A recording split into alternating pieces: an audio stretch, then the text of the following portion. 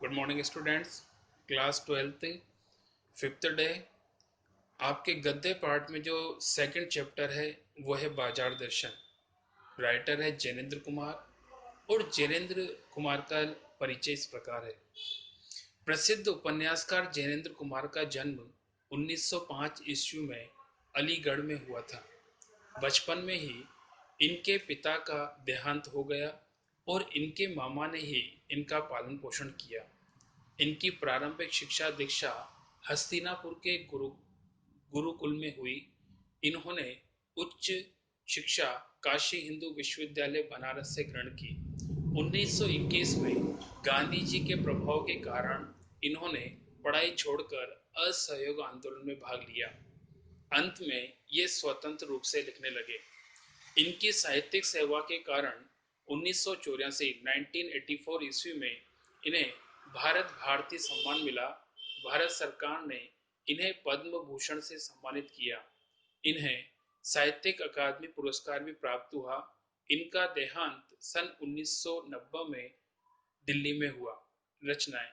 इनकी रचनाएं निम्नलिखित है: उपन्यास परख, अनाम स्वामी, सुनीता, त्यागपत्र, कल्याणी, जय वर्धन, मुक्तिबोध। कहानी संग्रह वातायन, एक रात, दो चिड़िया, फांसी, नीलम देश की राजकन्या, पाजेब।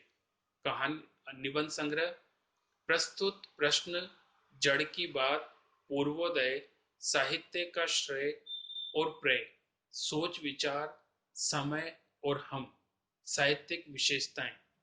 हिंदी कथा साहित्य में प्रेमचंद के बाद सबसे महत्वपूर्ण कथाकार के रूप में जैनेन्द्र कुमार प्रतिष्ठित हुए। इन्होंने अपने उपन्यासों और कहानियों के माध्यम से हिंदी में एक सशक्त मनोवैज्ञानिक कथा धारा का प्रवर्तन किया। जैनेन्द्र की पहचान अत्यंत गंभीर चिंतक के रूप में रही। इन्होंने सरल और अनौपचारिक शैली में समाज, राजनीति, अर्थनीति एवं दर्शन से संबंधित गहन प्रश्नों को सुलझाने की कोशिश की। ये गांधीवादी विचारों से प्रभावित थे। इन्होंने गांधीवादी चिंतन दृष्टि का सरल और सहज उपयोग जीवन जगत से जुड़े प्रश्नों के संदर्भ में किया है। ऐसा उपयोग अन्यत्र दुर्लभ है।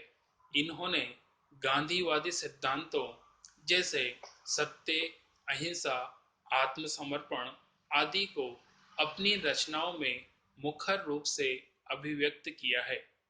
भाषा शैली। जैनेन्द्र जी की भाषा शैली अत्यंत सरल, सहज व भावानुकूल है, जिसमें तत्सम शब्दों का प्रयोग बहुलता से हुआ है, परंतु तद्भव और उर्दू फारसी भाषा के शब्दों का प्रयोग अत्यंत सहजता से हुआ है।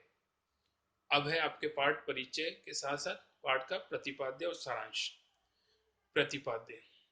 बाजार दर्शन निबंध में गहरी वैचारिकता व साहित्य के सुलभ लालित्य का संयोग है। कई दशक पहले लिखा गया यह लेख आज भी उपभोक्तावाद व बाजारवाद को समझाने में बेजोड़ है। जैनेन्द्र जी अपने परिचितों, मित्रों से जुड़े अनुभव बताते हुए स्पष्ट करते हैं कि बाजार की जादुई ताकत मनुष्य को अपना गुलाम बना लेती है। यदि हम अपनी आवश्यकताओं को ठीक ठीक समझकर बाजार का उपयोग करें तो उसका लाभ उठा सकते हैं। इसके विपरीत बाजार की चमक दमक में फंसने के बाद हम असंतोष, तृष्णा और ईर्ष्या से घायल होकर सदा के लिए बेकार हो सकते हैं। लेखक ने कहीं दार्शनिक अंदाज में तो कहीं किस्सागो की तरह अपनी बात को समझाने की कोशिश की है। इस क्रम में इन्होंने केवल बाजार का पोषण करने वाले अर्थशास्त्र को अनीति शास्त्र बताया है। सारांश। लेखक अपने मित्र की कहानी बताता है कि एक बार वे बाजार में मामूली चीज लेने गए, परंतु वापस बंडलों के साथ लौटे। लेखक के पूछने पर उन्होंने पत्नी को दोषी बताया। लेखक के अनुसार पुराने समय में पति इस विषय में पत्नी की ओट लेते हैं। इसमें मनी बैग अर्थात पैसे की गर्मी भी विशेष भूमिका अदा करता है। पैसा पावर है, परंतु उसे प्रदर्शित करने के लिए बैंक बैलेंस, मकान, कोठी आदि इकट्ठा किया जाता है। पैसे की परचेजिंग पावर के प्रयोग से पावर को रस मिलता है। लोग संयमी होते हैं, वे पैसे को जोड़ते रहते हैं तथा पैसे से जुड़ा होने पर स्वयं को गर्विला महसूस करते हैं। मित्र ने बताया कि सारा पैसा खर्च हो गया। मित्र की अधिकतर खरीद परचेजिंग पावर के अनुपात से आई थी, न कि जरूरत की। लेखक कहता है कि फालतू चीज की खरीद का प्रमुख कारण बाजार का आकर्षण है।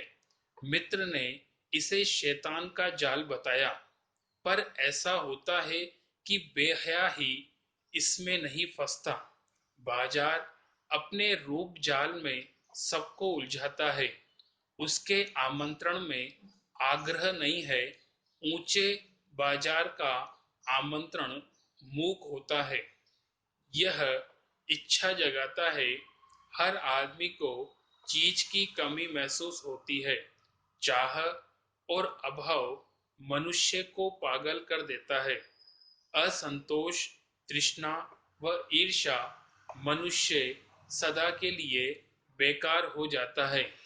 आज के लिए इतना, बाकी कल।